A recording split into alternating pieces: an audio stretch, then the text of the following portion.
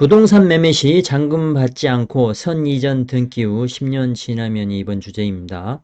부동산 소멸 시효와 취득 시효에 대해서 알아보겠습니다. 개인적으로 소멸 시효에 대해서는 두 번을 겪어봤습니다. 부동산을 거래하다 보면 전체 매매 금액을 받지 않고 먼저 이전 등기를 해주는 경우가 있는데요. 그러다가 10년이 지나면 나머지 금액을 못 받게 됩니다. 못 받게 되는 금액이 매매 금액의 일부일 수도 있고 계약금을 제외한 잔금 전부일 수도 있습니다. 못 받는 금액 대신 근저당권을 설정하더라도 10년이 지나면 소용없게 됩니다. 이런 상황을 이해하기 위해서는 소멸시효를 알아야 합니다. 소멸시효는 권리를 행사를 할 수 있음에도 권리를 행사하지 않은 상태에서 일정 기간이 지나면 가지고 있던 권리가 없어지게 되는 제도입니다. 권리가 영원히 지속되는 것이 아니라 일정 기간 동안만 권리 행사를 할 수 있게 만든 제도라고 보면 될 것 같습니다. 소멸시효와 함께 등장하는 용어가 취득시효인데요. 소멸시효가 작동하면 권리를 가지고 있던 사람은 잃게 되고 권리가 없던 사람에게 권리가 생기는 것인데 이때 취득시효가 발생하게 됩니다. 취득시효는 타인의 물건이나 재산을 일정 기간 계속하여 점유하게 되면 그 소유권을 취득하게 되는 제도입니다. 일례로 내 땅이 아니더라도 그 땅에 집을 짓고 살아서 20년이 지나면 내 땅이 되는 것입니다. 민법 제162조 1항에 보면 채권은 10년간 행사하지 아니하면 소멸시효가 완성한다와 2항에는 채권 및 소유권 이외의 재산권은 20년간 행사하지 아니하면 소멸시효가 완성한다는 조항이 있습니다. 모든 채권은 최대 10년이 지나면 소멸시효가 완성되어 권리가 소멸되는 것입니다. 채권과 소유권이 아닌 재산권의 경우는 20년간 권리를 행사하지 않으면 소멸시효가 완성되는 것입니다. 시효란 일정 기간 동안 권리를 행사하지 않으면 그 권리가 소멸되는 제도를 말하는데요. 일반인들이 가장 쉽게 접하는 것은 공소시효입니다. 범죄를 저지른 후에 일정 기간이 지나면 검사의 공소권이 없어져서 해당 범죄에 대해서는 공소를 제기할 수 없게 되는 제도입니다. 부동산 거래 시는 점유권이 나오게 되는데요. 점유권은 시효로 소멸되지 않습니다. 점유권이란 말 자체가 점유를 해서 생기는 권리이기 때문에 점유만 유지하고 있다면 유지되는 권리입니다. 시효의 법률적 의미는 일정한 사실 상태가 일정한 기간 계속되었을 때 그것이 진실한 권리관계를 합치하느냐 않느냐를 묻지 않고 사실 상태를 그대로 존중하여 법률상 일정한 효과, 즉 법률 효과를 만들어지게 하는 법률 요건을 말합니다. 시효에는 민법상 취득시효와 소멸시효, 형사소송법상 공소시효가 있습니다. 취득시효는 어느 자에 대하여 권리자인 것 같은 사실 상태가 일정한 기간, 시효기간이죠. 일정한 기간이 지속되었을 때 그 자가 처음부터 관리자였다고 인정되는 제도이고, 소멸시효는 어느 자에 대해 채무를 지지 않은 것 같은 사실 상태가 시효기간만 계속했을 때 그 자가 처음부터 채무를 부담하지 않게 하는 제도입니다.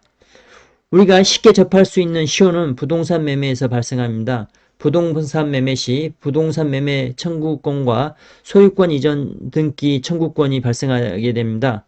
두 개의 청구권 모두 채권이기 때문에 소멸시효는 10년입니다. 채권이라는 것은 돈 받을 권리만을 말하는 것은 아닙니다. 모든 청구권은 채권입니다. 그래서 청구권의 시효도 10년이 되는 것입니다. 청구권이라는 것은 어떤 사람이 다른 사람에 대하여 일정한 자기 또는 부자기를 요구할 수 있는 권리를 말합니다. 헌법에 규정된 청구권에는 청원권, 재판청구권, 형사보상 청구권, 국가배상 청구권, 범죄 피해자 구조 청구권이 있습니다.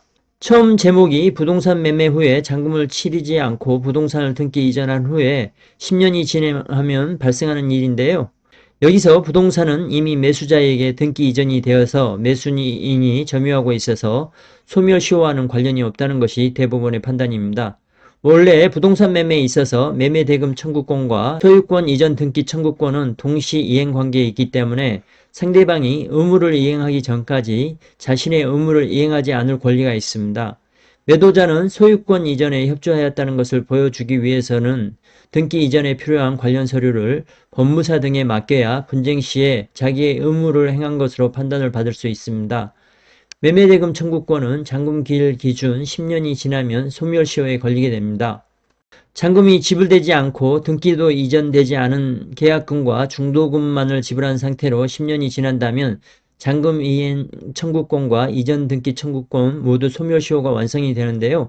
이 상황에서 매수자가 계약금과 중도금을 손해볼 수 있습니다.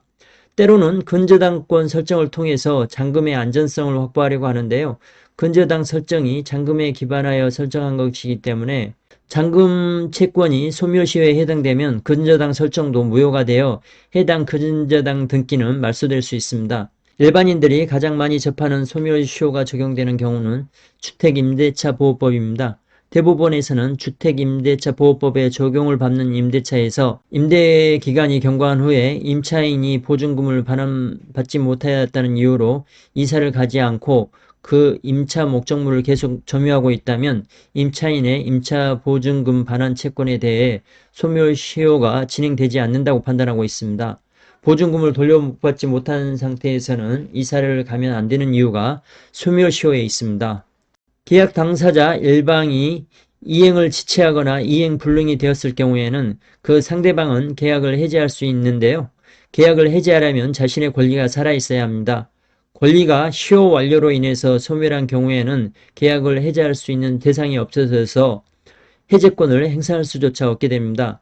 계약금을 지불하고 부동산 매매 체결한 후에 먼저 등기를 이전해 준 후 잔금 기준일 기준 10년이 지난 상황을 살펴보면 우선 매수자는 부동산 이전 등기를 받고 점유까지 하고 있어서 손해 날 것이 없는 상황입니다. 매도인의 잔금 지급 청구권은 10년이 경과하여 소멸시효가 완성이 되어서 매도자가 법적으로 행사할 권리가 없어집니다. 매도인은 잔금을 받을 수 없는 상황이 된 것입니다. 결론을 이야기하자면 잔금을 바로 받을 수 없는 계약은 하지 않는 것이 좋으며 잔금은 남겨진 상태에서 등기 이전을 해주었다면 최대한 빨리 잔금을 받는 것이 좋습니다. 잔금을 받을 수 없는 상황이라면 소멸시효가 발생하지 않도록 지속적으로 채무자에게 내용 증명이나 재판을 통해서 통보하는 것이 중요합니다. 이런 행위가 소멸시효 자체를 연장시키는 효과가 있습니다. 참고하셔서 성공 투자하시고요. 좋아요와 구독 부탁드리겠습니다. 감사합니다.